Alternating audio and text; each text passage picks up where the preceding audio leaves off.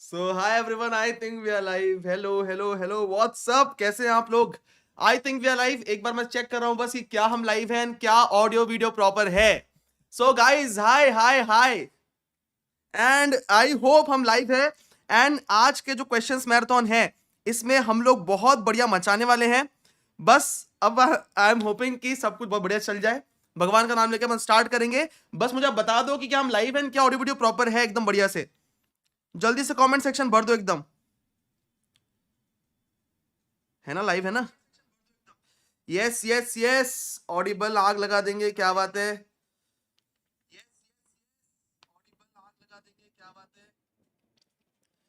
Very good very good very good. कौन कौन आया? निकिता, दर्शनी, गौरव, नीरज, सिद्धार्थ, ऋषभ, छवि, भव्या, अमनप्रीत, क्या बात है क्या बात है। वेरी नाइस वेरी नाइस, क्या बात है। चलो जल्दी से हार्ट और वो बना दो जो बना रहे हो। जल्दी से जितने लोग लाइव है बेटा, फट से लाइक कर दो। ठीक है, ऑडियो वीडियो मैंने भी चेक कर लिया, प्रॉपर है। Good morning good morning good morning. आज तो भाई क्या क्या हो रहा था, बट मैं भगवान को ये दुआ कर रहा था भाई चालू हो जाए। क्या हुआ बीच में, जब मैंने आपको अनाउंस कर दिया फिर से 11:30, उसके बाद ना फिर से पावर आने के बाद पावर फिर से कट हो गया था। तो मैं बोला अब क्या करूं, पर फिर मतलब भगवान की दया से 10 मिनट पहले आ गया, तो चालू कर दिया अपन ने बढ़िया से। ठीक है, और बस भगवान का नाम लेते हैं अपन और स्टार्ट करते हैं ना। आई होप कि अब कुछ ना हो। तो आप जो भगवान को मानते हो उनका नाम लो, स्टार्ट करते हैं अपन। ठीक है, चलो। ओके,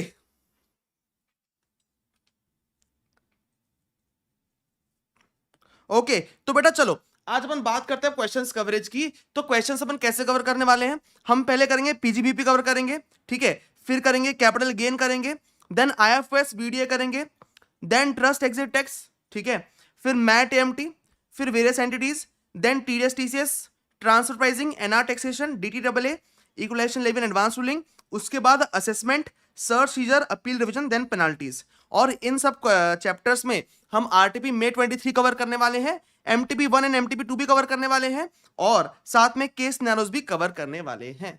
ठीक है, ये सब हमारा प्लान है सब कवर करने का। हमको ये कवर करने में बेटा 8 से 9 घंटा लगने वाला है, इतना प्लान है। 9 घंटे का एग्जैक्ट प्लान अपने पास। अगर हो सकता है कुछ कम या ज्यादा हो सकता है, बट अपन कवरेज पूरा करेंगे, कुछ भी हो जाए आज। क्योंकि आप मेरे साथ बैठ रहे हो आज, तो आई विल मेक श्योर कि एक एक क्वेश्चन जो अपने प्लान के सब कुछ कवर हो। ठीक है, हम, हाँ, और ये यूट्यूब पे रहने वाला है, चिंता मत करो इसके बाद।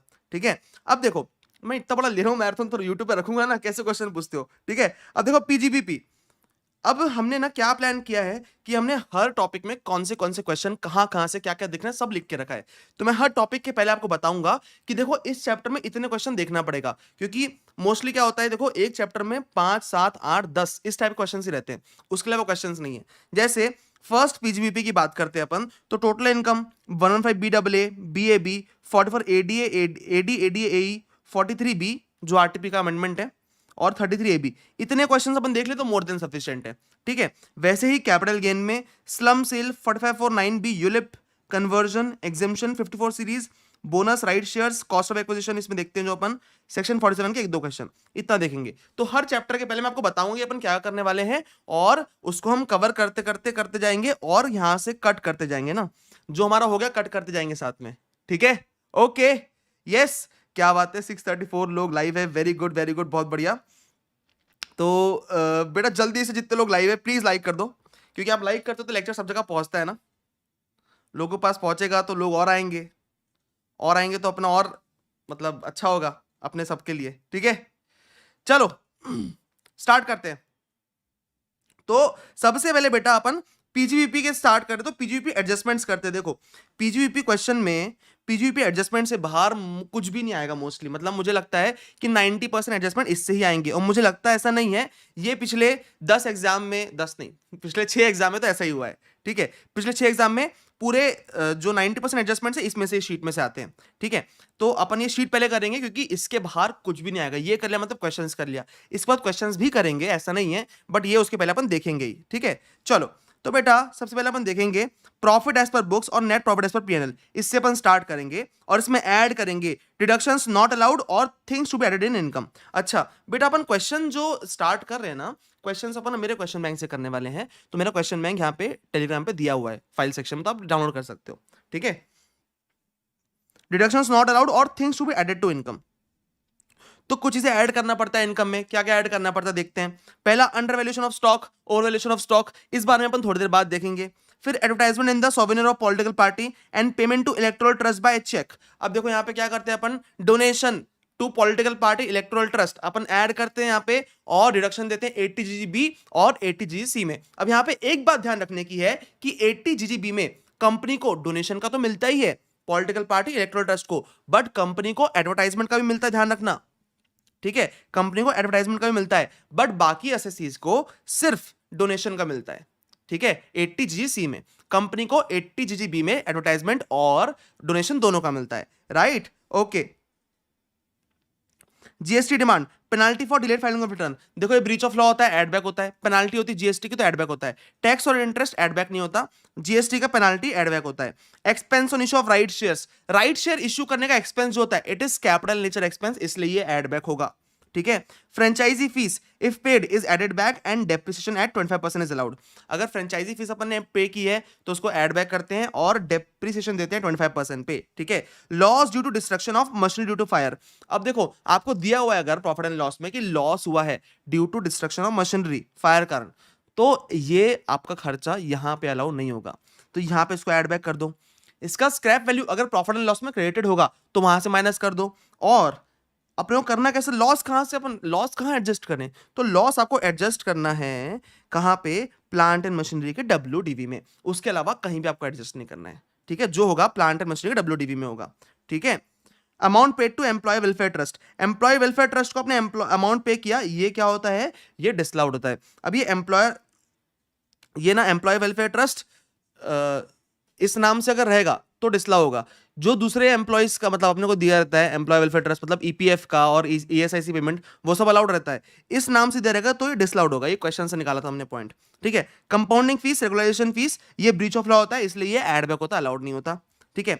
Industrial power tariff concession receive from government will always be included in income. देखो इंडस्ट्रियल पावर टैरिफ कंसेशन मिलता है गवर्नमेंट से, तो ये हमारी इनकम में हमेशा इंक्लूड होना चाहिए, ठीक है। Provision for gratuity based on actual valuation, ये भी एड बैक होता है, क्यों, क्योंकि बेटा ये अलाउड नहीं होता। अच्छा यहाँ पे अपन ने दो चीजें ऐड की, ध्यान रखना, दो चीजें ऐड करते हैं हम, क्या क्या, ऐसी चीजें जो अलाउड नहीं है, डिसअलाउड है, वो ऐड बैक होगी, और ऐसी चीजें जो इनकम में ऐड होनी चाहिए, इंक्लूड होनी चाहिए, वो भी ऐड करते हैं। तो जैसे दो ही पॉइंट यहाँ पे देखो अलग अलग, कि इंडस्ट्रियल पावर टैरिफ कंसेशन क्या है, ये इनकम है, इसलिए अपन ऐड कर रहे हैं। Provision for gratuity based on actual valuation, ये हमारा एक्सपेंस डिसअलाउड है, इसलिए अपन ये भी ऐड बैक कर रहे हैं, ठीक है। अब देखो पब्लिक इशू ऑफ शेयर्स के एक्सपेंसेस इवन इफ सेबी ने क्लियर नहीं किया तब भी डिसअलाउ हो जाएगा, बिकॉज कैपिटल नेचर का होता है। And expense for increasing authorise capital भी डिसअलाउ होता है, ठीक है, इसलिए ये ऐड बैक होगा, okay. Payment of interest to cooperative bank after due date of 139(1) 43B disallow होता है, ऐड बैक हो जाता है, ठीक है। Discount given by sundry creditors waived, देखो सन्ड्री क्रेडिटर्स ने डिस्काउंट दे दिया हमको, अमाउंट वेव कर दिया, तो ये हमारे हाथ में इनकम बन जाती है, इसलिए ऐड हो जाता है, ठीक है। Purchase of anything at price higher than market value, कोई भी चीज हम मार्केट वैल्यू से ज्यादा प्राइस पे खरीदेंगे तो क्या होगा, हमारे इनकम में ऐड हो जाएगा, ठीक है। GST not refunded to customer out of sales tax refund, अब देखो रिफंड आया आपको, तो रिफंड आया जीएसटी का, तो क्या जिम्मेदारी आपकी कि आप वापस करो, किसको किसको, कस्टमर्स को, बट आपने वापस नहीं किया तो क्या बन जाएगा, आपके हाथ में इनकम बन जाएगी, ठीक है। इसका अच्छा एडजस्टमेंट आया है एमटीपी 2 में, ठीक है, वो भी करेंगे आज अपन। Contribution in employ pension scheme in excess of 10%, देखो एम्प्लॉय पेंशन स्कीम में कितना अलाउड होता है एनपीएस में, 10% of basic plus DA, DA कौन सा, जो फॉर्म पार्ट करता है, बात ध्यान रखना, ठीक है। सीएसआर एक्सपेंडिचर डिसअलाउ होता है, सीएसआर एक्सपेंडिचर पूरा डिसअलाउ होता है। Provision for deferred tax is disallowed. Expert opinion charges and development charges paid for capital asset, ये क्या होता है बेटा, ये भी डिसअलाउ होता है, ठीक है। क्यों, ये कैपिटल एसेट के लिए जो एक्सपर्ट ओपिनियन चार्जेस पे कर रहे हैं अपन, ये डेवलपमेंट चार्जेस पे कर रहे हैं, ये अलाउड नहीं होता, ये डिसअलाउ होगा यहां से, ठीक है। Payment of freebies gift to doctors, ये भी अलाउड नहीं होता, ये पहले से अलाउड नहीं होता, और अभी भी सेक्शन 37 में एक अमेंडमेंट जो आया था कि सर कुछ भी इलीगल चीज करोगे आप तो उसका चीज अलाउड नहीं होता। अब ये पेमेंट ऑफ फ्रीबीज इलीगल कैसे है, जो डॉक्टर्स का लॉ बना हुआ है ना उसके हिसाब से इलीगल है, इसलिए अलाउड नहीं होता, ठीक है। Expense on transfer of carbon credits, ये भी अलाउड नहीं होता, क्यों, क्योंकि कार्बन क्रेडिट्स की इनकम ग्रॉस बेसिस पे टैक्सेबल होती है, ठीक है। Payment of bonus to trust and not to employees, ये भी एड बैक होता है। अब यहाँ पे दो ट्रीटमेंट पॉसिबल है, एक केस लॉ है, उसमें क्या बोला हुआ है, देखो ये हुआ क्या है, बेसिकली समझो कि हमको एम्प्लॉइज को बोनस पेमेंट करना था, पर ना कुछ डिस्प्यूट चल रहे थे, तो हमने क्या किया, एक ट्रस्ट बना दिया, और हमने बोला जब डिस्प्यूट सॉल्व होगा ना तब हम एम्प्लॉयज को पेमेंट कर देंगे, ठीक है, ये बात हुई। बट ना उस केस में क्या हुआ कि हमने तो ड्यू डेट के पहले एम्प्लॉयज को पे किया ही नहीं, तो इसलिए इसको डिसअलाउ करते हैं, ठीक है। पर एक क्वेश्चन में दो ट्रीटमेंट पॉसिबल है इसके। केस लॉ ये बोलता है कि भैया अगर देखो हमने बनाया किसके लिए, एम्प्लॉयज के लिए बनाया है, तो अल्टीमेटली हमने ट्रस्ट को पे कर दिया, मतलब हमने एम्प्लॉयज को पे कर दिया, तो उस केस में अलाउ भी हो जाता है, ठीक है। तो आप लोग क्या करना है इसमें अगर ऐसा गलती से क्वेश्चन आया तो आपको दोनों ट्रीटमेंट लिख के आना है, वहां पे जहां दो ट्रीटमेंट पॉसिबल है वहां दो ट्रीटमेंट लिख के आना है बेटा, है ना।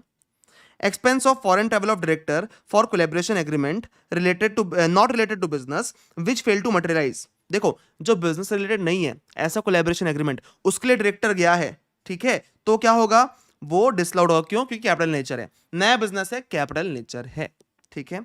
Sir fees paid to independent director और non executive director without deduction of TDS, तो इस केस में क्या होता है, ये भी 30% डिसअलाउ होता है, ये भी 30% डिसअलाउ होता है। क्यों? क्योंकि भाई इनका जो लिमिट रहता है इंडिपेंडेंट या नॉन एग्जीक्यूटिव डायरेक्टर का, ये 0 रहता है, मतलब कोई थ्रेशोल्ड लिमिट नहीं है, कितना भी पेमेंट करो आपको टीडीएस काटना ही पड़ेगा, ठीक है। Expense on expansion of new business and project was abandon without creation of new asset, ठीक है। अगर आपने एक्सपेंशन किया न्यू बिजनेस का, उसके लिए एक्सपेंस खर्चा किया और प्रोजेक्ट अबेंडन हो गया without creation of new asset, तो भी क्या होगा, ये एक्सपेंस कैपिटल इन नेचर है, डिसअलाउ हो जाएगा। देखो न्यू बिजनेस है ना, आप इस बिजनेस के लिए खर्चा कर रहे हो तो हम अलाउ करेंगे, आप नए बिजनेस के लिए करो तो हम अलाउ नहीं करेंगे, सिंपल सी बात है, ठीक है। बेटा कुछ बच्चे ऐसे होंगे जिन्हें शीट ऑलरेडी देख ली होगी, कोई बात नहीं, आप फिर से बैठ जाओ, मतलब फिर से कर लो, क्योंकि आपको बढ़िया रिवीजन हो जाएगा, ठीक है। Claim for escalation of prices in ongoing contract taxable in the year in which reasonable certainty of its realisation is received. देखो अगर एस्केलेशन हुआ ना प्राइस का, तो हम क्या करते हैं, एस्केलेशन जब होता है ना तो हम क्या करते हैं, हम जिस साल में उसकी रीजनेबल सर्टेनिटी ऑफ रिविजन रहता है, रिविजन नहीं sorry reasonable certainty of realisation रहता है, उस साल हम टैक्स करते हैं इसको, उस साल हम इनकम में ऐड करते हैं।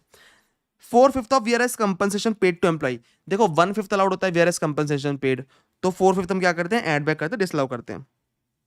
Interest under section 234B for short payment of advance tax, आपने इंटरेस्ट पे किया किसमें, 234B में, एडवांस टैक्स कम पे करने पे, तो ये भी एड बैक होता है, डिसअलाउड होता है।